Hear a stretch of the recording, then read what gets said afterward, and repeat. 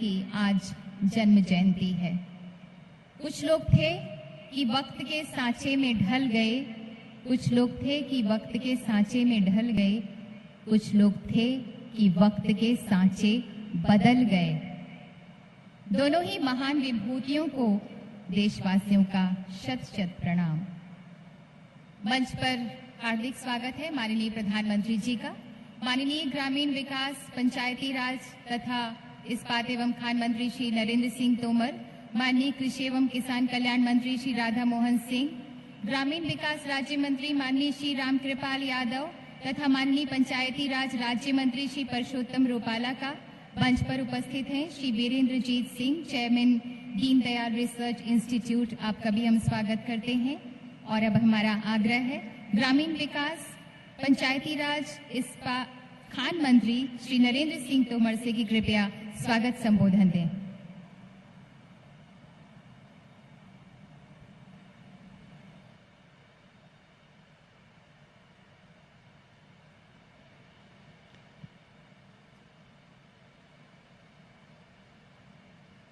आज इस विशाल ग्रामीण समागम को संबोधित करने के लिए, हम सबका मार्गदर्शन करने के लिए हमारे मध्य उपस्थित इस देश के लोकप्रिय प्रधानमंत्री माननीय श्री नरेंद्र मोदी जी, हमारे कृषि मंत्री माननीय राधा मोहन सिंह जी, कृषि एवं पंचायती राज मंत्री आदरणीय रूपाला साहब, ग्रामीण विकास के राज्य मंत्री आदरणीय रामकृपाल सिंह जी और दीनदयाल शोध संस्थान के चेयरमैन माननीय श्री वीरेंद्र जी, इस सभागार में उपस्थित ग्रामीण क्षेत्र में काम करने वाले सभी विद्वज्जन और इस कार्यक्रम में भाग लेने के लिए आए देश भर से पंचायती राज क्षेत्र के निर्वाचित जनप्रतिनिधिगण, आजीविका के क्षेत्र में काम करने वाली हमारी बहनें और अन्य उपस्थित महानुभाव, आज यह मेरा परम सौभाग्य है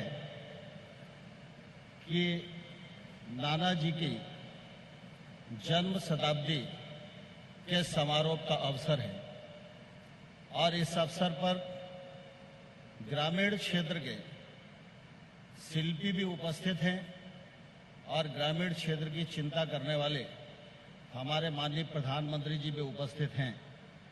मैं उपस्थित जन समूह की ओर से माननीय प्रधानमंत्री जी का हृदय से बहुत बहुत स्वागत करता हूं, बहुत बहुत अभिनंदन करता हूं।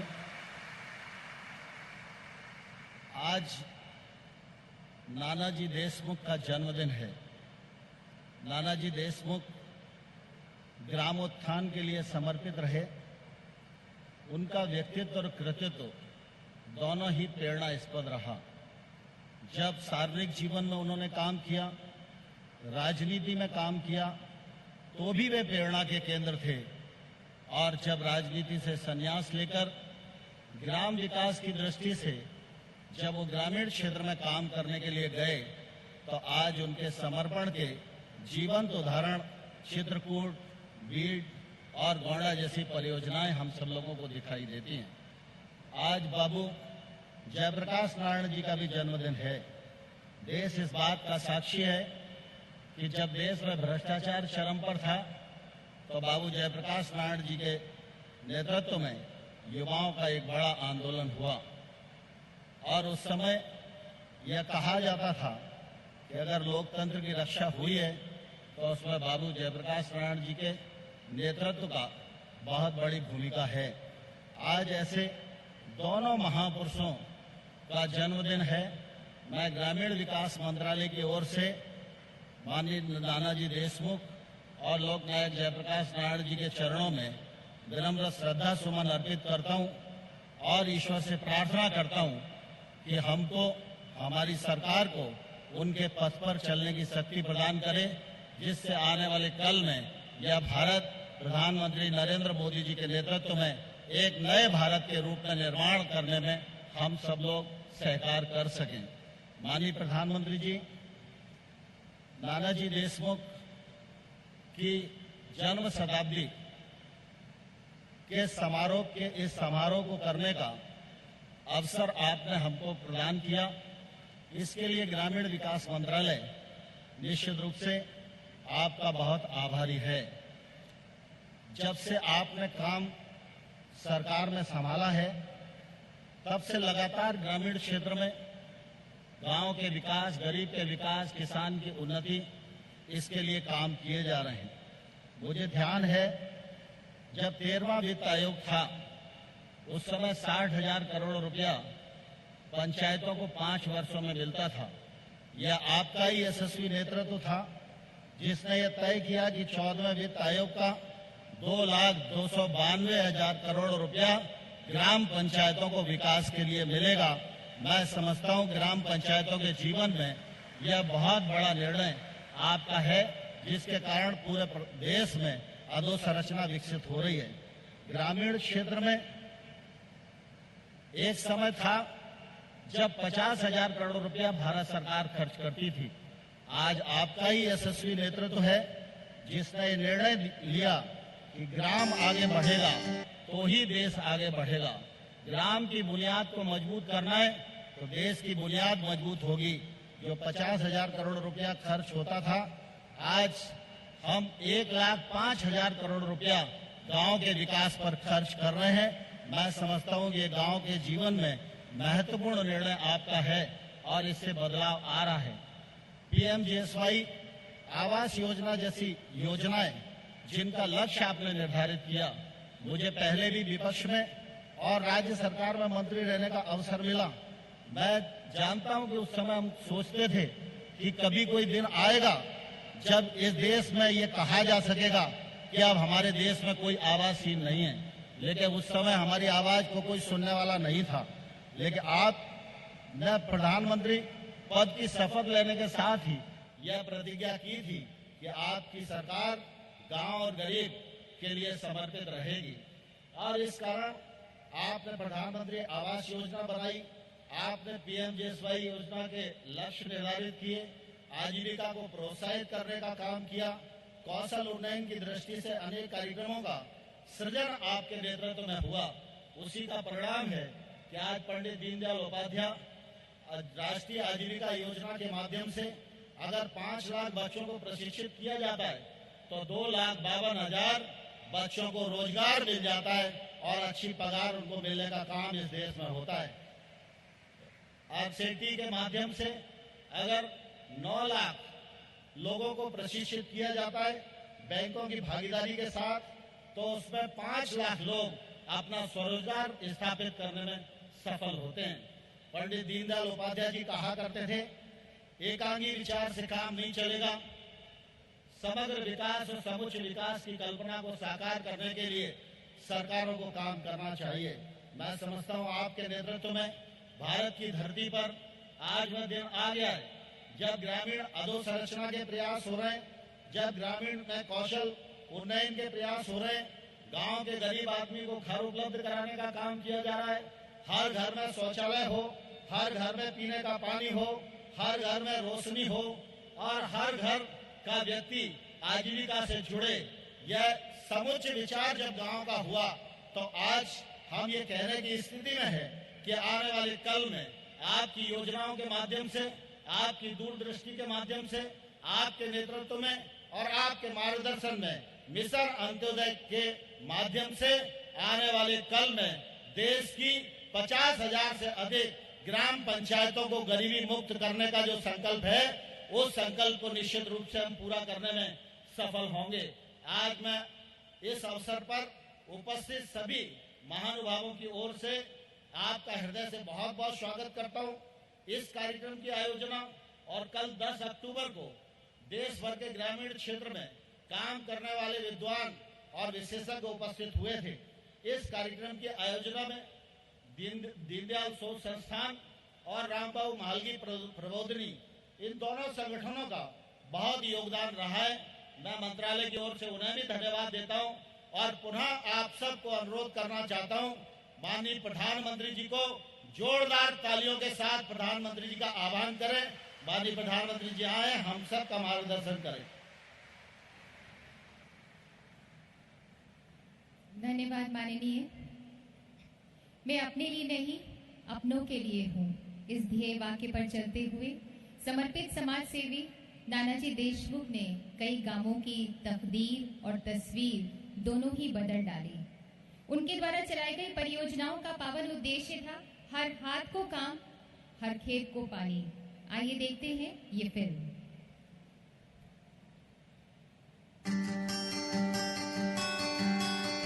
गांव खुशहाल है, चेहरों पे मुस्कान है, तरक्की के बीच हो रहा है, मेरा भारत विकसित हो रहा है। कुछ ऐसे ही ग्रामीण विकास की विचारधारा के निर्माता थे पद्म विभूषण श्री चंडिका दास अमृत राव देशमुख, जिन्हें सारा देश आज भी नानाजी देशमुख के नाम से जानता है। नानाजी देशमुख का जन्म 11 अक्टूबर सन 1916 को महाराष्ट्र के एक छोटे से गांव कडोली में हुआ। उनका बचपन कठिनाई और गरीबी में बीता। शुरू से ही नानाजी एक प्रतिभाशाली विद्यार्थी थे और उन्होंने अपनी उच्चतर शिक्षा पिलानी जिला कॉलेज राजस्थान से पूरी की। लेकिन नानाजी का जीवन लक्ष्य शिक्षा नहीं था, वे तो अपना जीवन समाज सेवा को समर्पित करना चाहते थे। इसी चाह ने उनके जीवन का रुख समाज सेवा और राजनीति की ओर मोड़ दिया। वे जनसंघ का महत्वपूर्ण हिस्सा बने और एक सफल राजनीतिक जीवन व्यतीत किया। 1968 में उन्होंने अपने घनिष्ठ मित्र और प्रेरणा स्रोत पंडित दीनदयाल उपाध्याय के सम्मान में सामाजिक आर्थिक पुनर्रचना की प्रयोगशाला के तौर पर दीनदयाल शोध संस्थान की स्थापना की। आज ये देश के उच्चतम शोध संस्थानों में से एक है, जिसकी परियोजनाएं दिल्ली, गोंडा, चित्रकूट, बलरामपुर और महाराष्ट्र में फैली हुई हैं। दीनदयाल शोध संस्थान में महात्मा गांधी और दीनदयाल उपाध्याय के मार्गदर्शन के अनुसार गांव-गांव में प्रत्येक आबादी को स्वावलंबी और स्वाभिमानी और कर्तृत्ववान बनाने का प्रयास किया। ईश्वर कृपा से इन प्रयासों को व्यावहारिक धरातल पर सफलता मिल रही है। नानाजी का मानना था कि समाज की असली सेवा सिर्फ समाज के बीच रहकर की जा सकती है। इसीलिए सन 1978 में नानाजी ने राजनीति से निवृत्ति ले ली और अपना सारा ध्यान समाज सेवा पर केंद्रित कर दिया। उन्होंने देश में ग्रामीण क्षेत्रों के लिए शिक्षा, कृषि कल्याण, प्रौद्योगिकी, सामाजिक संतुलन, ग्रामीण आजीविका, स्वास्थ्य, स्वच्छता, पशुधन कल्याण और प्राकृतिक संसाधन संरक्षण जैसे स्वरूपों में बहुसंख्यक योगदान दिए। अपने मित्र जयप्रकाश नारायण और उनकी पत्नी प्रभावती देवी के नाम पर नानाजी ने 54 एकड़ क्षेत्रफल का एक विशाल परिसर बनाया, जय प्रभाग्राम। यहाँ उन्होंने हर खेत को पानी, हर हाथ को काम का नारा देकर भारतीय ग्रामीण जीवन के विकास की नींव रखी। हर हाथ को देंगे काम, हर खेत को देंगे पानी। गोंडा में गोंडा ग्रामोदय योजना के तहत नानाजी ने अनगिनत योजनाएं व संस्थाएं स्थापित की, जिनका उद्देश्य था ग्रामीण क्षेत्रों में अनुसंधान को बढ़ावा देना और आर्थिक व सामाजिक असमानताओं को मिटाना, जो उन्होंने सफलतापूर्वक कर दिखाया। बीत ग्रामोदय परियोजना के अंतर्गत नानाजी ने ग्रामीण वासियों को जल संरक्षण और वृक्षारोपण के नए तरीकों से परिचय करवाया। गोंडा और बीद में हजारों जिंदगियों को बदलने के पश्चात नानाजी सन 1990 में भगवान राम की कर्मभूमि चित्रकूट में जाकर बस गए। उनके जीवन का सबसे महत्वपूर्ण समय यहीं बीता। चित्रकूट में बसा देश का पहला ग्रामोदय विश्वविद्यालय नानाजी से ही प्रेरणा लेकर स्थापित हुआ और वे इसके पहले कुलाधिपति बने। ये चित्रकूट की आत्मनिर्भरता की ओर एक बड़ा कदम था। इससे ग्राम के युवकों को उच्च स्तर की शिक्षा गांव में ही रहकर प्राप्त करने का अवसर मिला। स्वावलंबन अभियान के तहत 500 गांवों में ग्रामीण विकास कार्यक्रम चलाए गए, जिनसे चित्रकूट के आसपास के हजारों ग्राम निवासियों की जिंदगी में विकास की लहर छा गई। स्वावलंबन अभियान के तहत समाज शिल्पी दंपत्ति प्लस गांव के लोगों ने मिलकर जो भी प्रयोग किया, उसके सफल प्रयोगों को देश भर में और देश से बाहर भी प्रतिपादित करने का काम हम लोग कर रहे हैं। चित्रकूट में नानाजी ने विभिन्न क्षेत्रों की उन्नति के लिए अनेक संस्थाएं स्थापित की। आज चित्रकूट पूरी तरह से आत्मनिर्भर जिला है और पूरे देश के लिए एक प्रेरणा स्रोत उदाहरण है। नानाजी के रचनात्मक अवदानों को देखते नानाजी को 1999 में राष्ट्रपति ने राज्यसभा के लिए नामित किया। साथ ही साथ 1999 में नानाजी को पद्म विभूषण की उपाधि से भी सम्मानित किया गया। I met Sri Nana Deshmukh above age 90, and his team members belonging to Deenadayal Research Institute is a unique institution developing, implementing a village development model which is most suited for India. DRI understand that people's power is more potent and stable and enduring than political power. By becoming one with the oppressed and depressed, one gains the acumen of the administration and governance. A social advancement and prosperity are possible only by injecting the spirit of self-reliance, excellence in younger generation. 27 फरवरी 2010 को नानाजी महाप्रयाण कर गए, परंतु उनके सिद्धांत आज भी समाज के लिए प्रेरणा का स्रोत है। मैं अपने लिए नहीं, अपनों के लिए हूँ। अपने वे हैं जो पीड़ित और उपेक्षित हैं। ऐसे निस्वार्थ महापुरुष को हमारा शत शत नमन।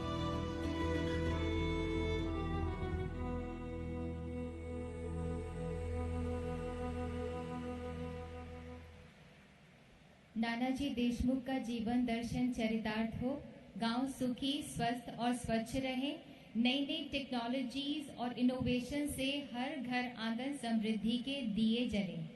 कल राष्ट्रीय स्तर के कंसल्टेशंस में दिन भर जो विचार मंथन हुआ, उसकी रिकमेंडेशंस पर आइए एक फिल्म के द्वारा नजर डालते हैं।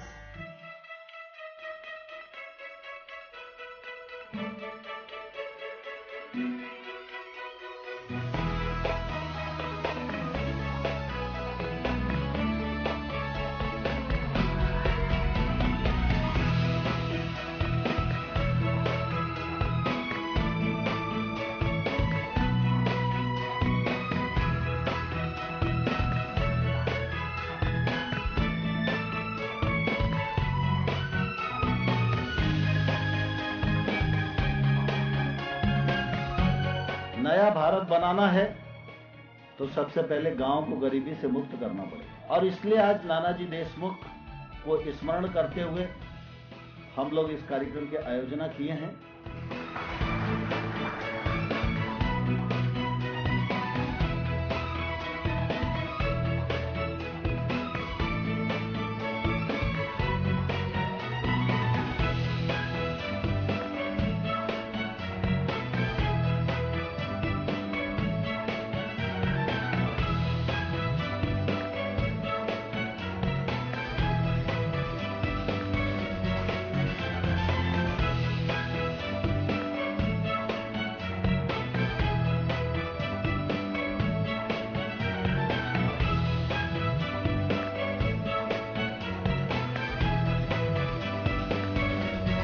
नानाजी देशमुख की जन्म शताब्दी समारोह पे ये जो ग्रामीण विकास मंत्रालय की पहल है, ये बहुत ही स्वागत योग्य है। एक बहुत अच्छा पहल है और मैं कहूँगा कि ये हमेशा होना चाहिए और रेगुलर होना चाहिए। तो जो मिनिस्ट्री ऑफ रूरल डेवलपमेंट कर रही है, नानाजी देशमुख की जयंती पे जो काम हो रहा है, एक बहुत ही प्रेरणादायक काम है अब मुझे लगता है ये 2022 तक ये सरकार संभव कर पाएगी। ये काफ़ी अच्छा प्रोग्राम था जिसमें ब्रेकआउट सेशंस किए गए 5 डिफरेंट विषयों को लेके। तो हमें काफ़ी उम्मीद है कि हम ज़रूर अपना 2022 तक जो किसानों की इनकम डबल करने का जो हमारा मिशन है वो ज़रूर पूरा हो सकता है। जो रिकमेंडेशन सामने आए हैं उससे ज़्यादा फायदा देश के सबसे गरीब को मिलकर ये मिशन अंत्योदय जरूर सक्सेसफुल होगा। मुझे उम्मीद है जिस निष्ठा से हमारे नानाजी देशमुख ने किया और आज के सरकार जिस निष्ठा से कर रहे हैं उसके तरफ जा रहे हैं, मुझे लगता है कि 2022 में कुछ परसेंटेज या हाई परसेंटेज पॉवर्टी एलिविएशन हो सकता है। पहला मुद्दा ये था कि ये सब काम जब कर पाएंगे जब ग्राम सभा को एम्पावर करेंगे। तो एम्पावरमेंट ऑफ ग्राम सभा through capacity building of PRIs and community around NRM perspective, ये इससे शुरुआत करनी होगी। This is very important. The recommendations of the group were that firstly a participatory process has to be adopted. Poor is not a beneficiary, poor is a stakeholder. The poor people have to be involved in planning process, in the implementation process. The entire rural development has to be community managed, community driven, community controlled. हम लोग bottom of the pyramid हमेशा कहते हैं कि skill development होगा bottom of the pyramid के लिए। ये bottom of the pyramid phrase को चेंज कर दिया जाए और उसको फाउंडेशन ऑफ द पिरामिड अगर कहा जाए तो will see skill development in a very different perspective. We need to talk the language of a 8th class school drop out child. जिस दिन हर वेबसाइट की कहानी, हर वेबसाइट की जो एक भी पिक्चर हो, हर वेबसाइट की कोई भी बात हो, वो जिस दिन एक 8वीं क्लास की बच्ची को समझ में आ जाए, उस दिन हमें स्किल डेवलपमेंट के बारे में पूरी जानकारी देने में कोई तकलीफ नहीं होगी। और ये जो है टेक्नोलॉजी की बात नहीं है, कंटेंट की बात है। बिहेवियरल ट्रांसफॉर्मेशन पे हमारे ग्रुप ने बहुत जोर दिया था। जब तक मानसिकता नहीं बदलेगी लोगों की, जब तक किसान का बेटा किसानी करना नहीं चाहेगा, तब तक खेती का उद्धार नहीं होगा।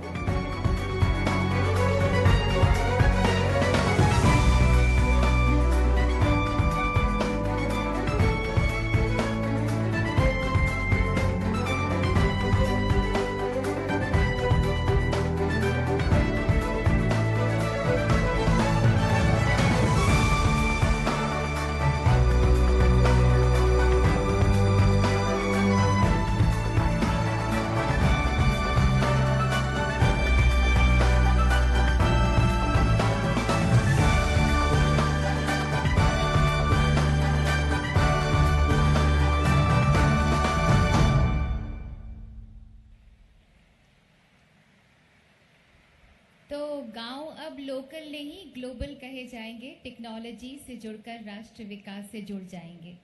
डैशबोर्ड दिशा से मिलेगी सही दिशा जनप्रतिनिधि को, जानेंगे वे अपने क्षेत्र की योजना से जुड़ी जानकारी को।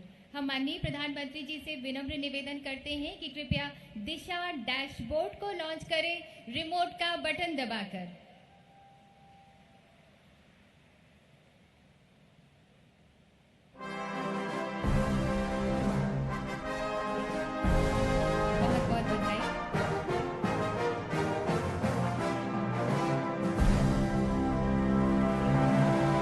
दिशा डैशबोर्ड जिला विकास समन्वय और निगरानी समिति यानी दिशा समिति सांसदों के नेतृत्व में जिला में हो रहे विकास कार्यों का अनुश्रवण करने एवं कन्वर्जेंस स्थापित करने हेतु बनाई गई है। उद्देश्य है कि 20 मंत्रालयों के 41 प्रमुख कार्यक्रमों की विस्तृत समीक्षा कर देश भर में हो रहे विकास कार्यक्रमों में जनप्रतिनिधियों की भागीदारी एवं गति प्रदान करना। दिशा डैशबोर्ड दिशा समिति के निर्णय लेने के कार्यों में सहायता करने हेतु बनाया गया है।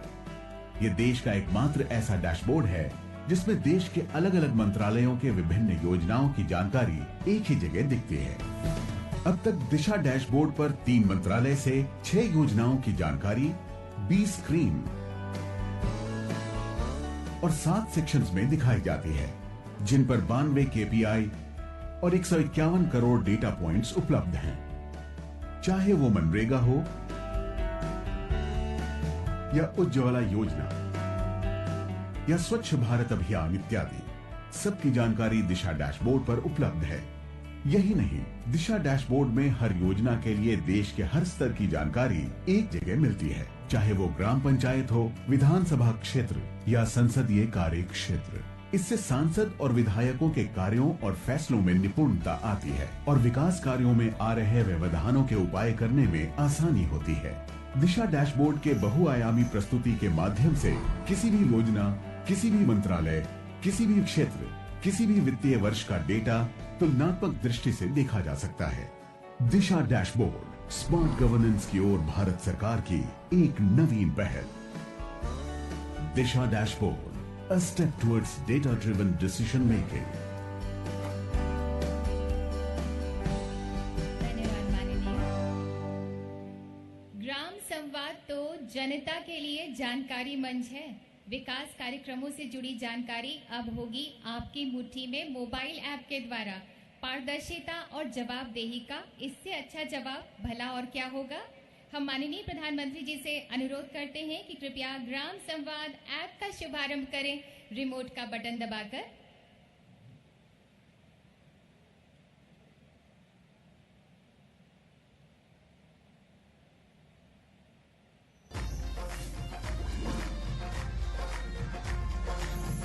ग्राम संवाद मोबाइल ऐप 2022 तक एक नए भारत के सपने को साकार करने के लिए भारत के ग्रामीण क्षेत्रों का विकसित होना अनिवार्य है और तीव्र गति से ये विकास हो भी रहा है।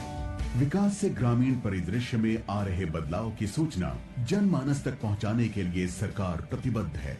ये पहल ग्राम संवाद मोबाइल ऐप से संभव हो रही है।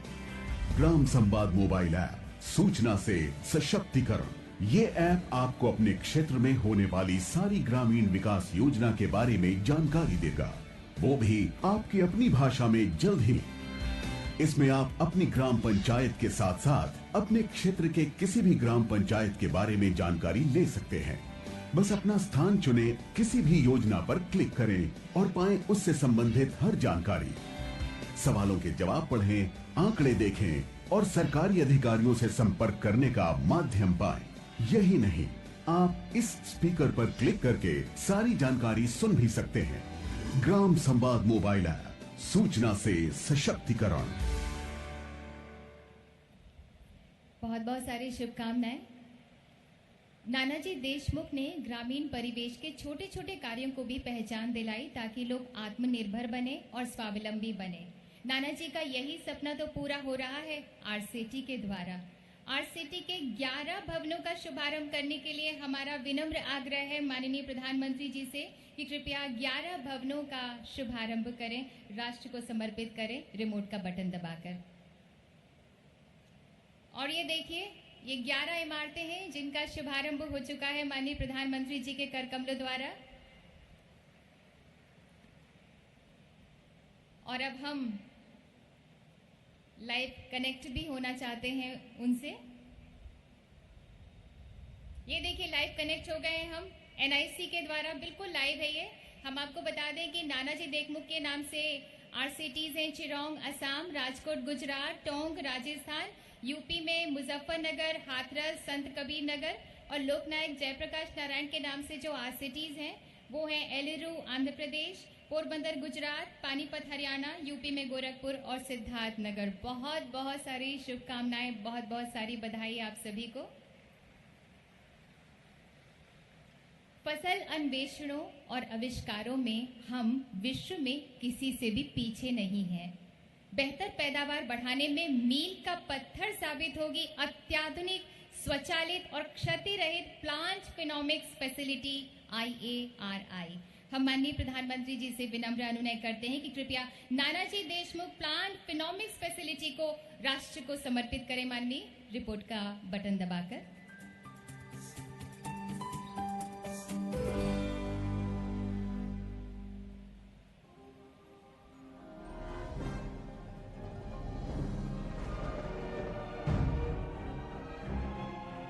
जलवायु परिवर्तन फसलों की उत्पादकता के लिए एक ज्वलंत समस्या है। भारतीय खाद्य सुरक्षा को बनाए रखने के लिए जलवायु अनुकूल फसल किस्में विकसित करना आवश्यक है। इस लक्ष्य की प्राप्ति के लिए भारतीय कृषि अनुसंधान संस्थान ने एक अत्याधुनिक एवं स्वचालित प्लांट फिनोमिक्स केंद्र की स्थापना की है। फिनोमिक्स एक आधुनिक बहुविषयक विज्ञान है जिसमें लगभग वास्तविक समय में पौधों को बिना क्षति पहुंचाए सेंसर्स एवं कंप्यूटर की सहायता से लक्षण प्रारूपण किया जाता है। ये केंद्र हाईटेक नियंत्रित जलवायु वाले ग्रीन हाउस, गतिशील फील्ड कन्वेयर सिस्टम, स्वचालित भारोत्तोलन, उर्वरक एवं सिंचाई स्टेशन और विभिन्न इमेजिंग सेंसर से सुसज्जित है। ये केंद्र जलवायु अनुकूल फसल किस्में विकसित करने के लिए उपयोगी श्रेष्ठ जीन प्रारूपों एवं जीनों की पहचान करने के लिए प्रतिबद्ध है। पद्म विभूषण से सम्मानित स्वर्गीय श्री चंद्रिका दास अमृतराव देशमुख, जो एक महान सामाजिक कार्यकर्ता रहे हैं, उनके सम्मान में आज इस केंद्र को भारत के माननीय प्रधानमंत्री श्री नरेंद्र मोदी जी के द्वारा नानाजी देशमुख प्लांट फिनोमिक्स केंद्र के नाम से राष्ट्र को समर्पित किया जा रहा है।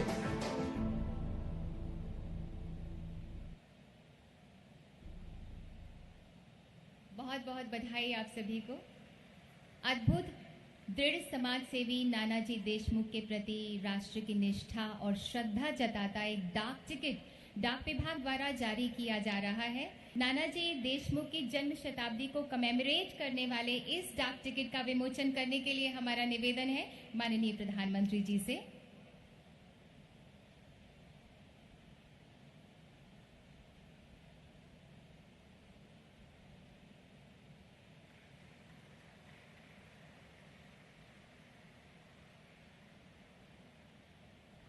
ये आप स्क्रीन पर भी देख पा रहे हैं उस डाक टिकट को। बहुत बहुत धन्यवाद माननीय प्रधानमंत्री जी आपका। माननीय प्रधानमंत्री जी की भावनाएं और योजनाएं दोनों ही गांव, गरीब किसान, खेत खलिहान से अटूट जुड़ गई हैं। देश साक्षी है माननीय प्रधानमंत्री जी, एक व्यक्तित्व ही नहीं विकास का पर्याय बन गए हैं भारतवासियों। वे ऐसे सुराज के लिए श्रद्धारत हैं जहां हर युवक को रोजगार, हर किसान को उसकी मेहनत का प्रतिफल मिले। गांवों की समृद्धि नई नई टेक्नोलॉजी से जुड़कर विकास क्रांति का बीज बोती रहे। गांवों को विकास का वात्सल्य देने वाले माननीय प्रधानमंत्री जी से अब हमारा निवेदन है कि कृपया हम सभी को संबोधित करें, शुभकामनाएं दें।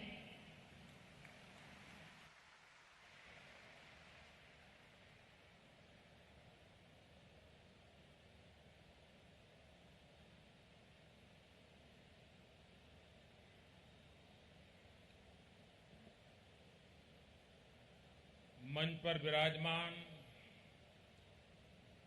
मंत्री परिषद के मेरे साथी श्रीमान नरेंद्र सिंह जी तोमर, श्रीमान राधा मोहन सिंह जी, श्रीमान रामकृपाल जी यादव, श्रीमान पुरुषोत्तम जी रूपाला और दीनदयाल रिसर्च इंस्टीट्यूट के चेयरमैन श्रीमान वीरेंद्रजीत सिंह जी और देश के कोने कोने से आए हुए मेरे प्यारे गांववासी,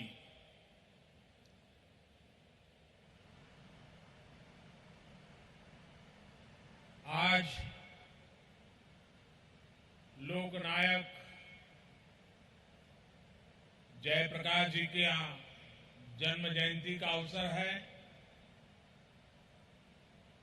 और आज ही के दिन लोकनायक जयप्रकाश के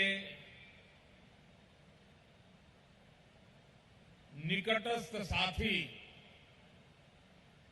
श्रीमान नानाजी देशमुख की जन्म जयंती शताब्दी का भी अवसर है।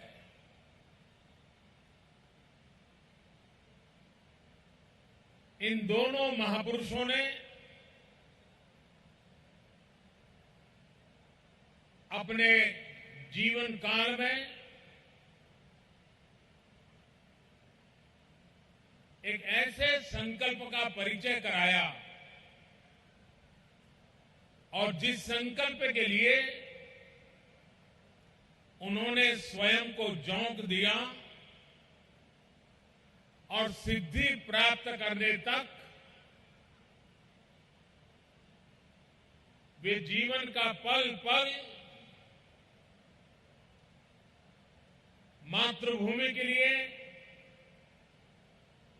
देशवासियों के कल्याण के लिए, अपने संकल्प को साकार करने के लिए वे जीवन भर जुटे रहे। लोकनायक जयप्रकाश जी आजादी के आंदोलन में युवाओं की प्रेरणा रहे थे। 1942 हिंद छोड़ो यह आंदोलन अपनी तीव्रता पर पहुंचा। महात्मा गांधी, सरदार पटेल समेत सभी राष्ट्र पुरुष अंग्रेज सल्तनत ने जेलों में बंद कर दिया और ऐसे समय जयप्रकाश जी, लोहिया जी, ऐसे युवकों ने आगे आकर के उस आंदोलन की बागडोर संभाली थी और उस कालखंड की युवा पीढ़ी के मन में वो प्रेरणा का स्रोत बन गए थे।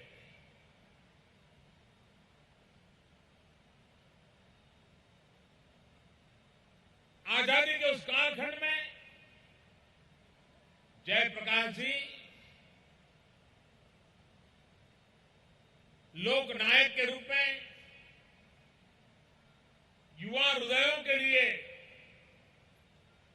एक प्रेरणा का केंद्र बन गए थे। लेकिन देश आजाद होने के बाद बहुत बड़े बड़े लोग सत्ता के गलियारों में अपनी जगह ढूंढते नजर आते थे। ये जयप्रकाश नारायण थे जिन्होंने सत्ता की राजनीति से अपने को दूर रखा और आजादी के बाद जयप्रकाश जी और उनकी श्रीमती प्रभा देवी जी ने ग्रामोत्थान के मार्ग को चुना, लोक कल्याण के मार्ग को चुना। नानाजी देशमुख, देश उनको ज्यादा जानता नहीं था,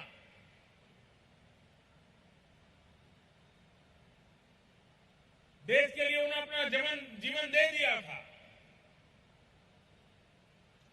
लेकिन जब जयप्रकाश जी भ्रष्टाचार